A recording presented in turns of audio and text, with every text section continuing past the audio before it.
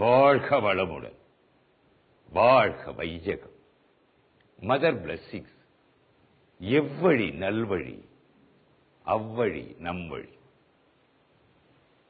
மனிதன் வாழ்வதற்குரிய வாழ்க்கை முறையை அமைத்துக் கொள்வதற்குரிய சூத்திரங்கள் பாரத தேசத்தில் அநேகம் உள்ளன. அவற்றுள் சிறப்பானதாக கருதப்படுவது பதஞ்சலி யோக சூத்திரம். பதஞ்சலி யோக சூத்திரத்தில் சமாதி பாதத்தில் 27வது சூத்திரம் தஸ்யவாசக பிரணவ. அவரது பெயர் ஓம். மனதில் கொள்ளும் எண்ணங்கள் அனைத்துமே சொல், கருத்து இவை இணைந்தவை. ஒரே பொருளின் சொல் புறத்தில் உள்ளது, கருத்து அகத்தில் உள்ளது. சொல்லும் கருத்தும் என்றுமே இணை பிரியாதவை. அது ஒன்றோடு ஒன்று எண்ணி பிணைந்திருக்கிறது. மனிதர்கள் எல்லாம் ஒன்று சேர்ந்து ஒரு இடத்தில் அமர்ந்து மொழியை அமைத்தார்கள் என்று சொல்வது தவறு என்பதை குறிப்பிடுகின்றார் சுவாமி விவேகானந்தர்.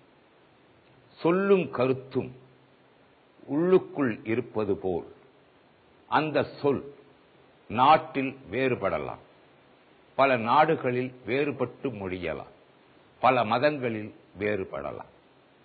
எதுவாக இருந்தாலும் ஒரு சொல், ஒரு கருத்து இரண்டும் இணைந்தது பிரணவம். அதுவே ஓங்காரம்.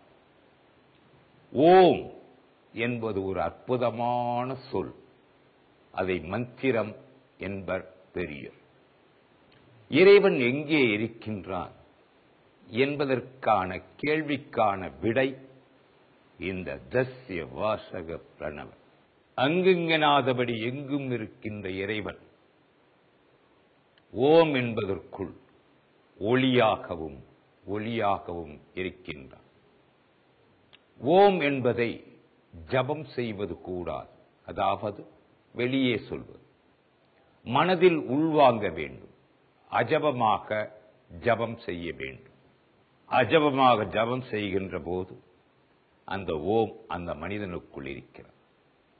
ஓம் என்பதற்குள் அந்த பரம்பொருள் அல்லது அந்த இறைவன், அந்த சக்தி ஒளிர்ந்திருக்கிறது.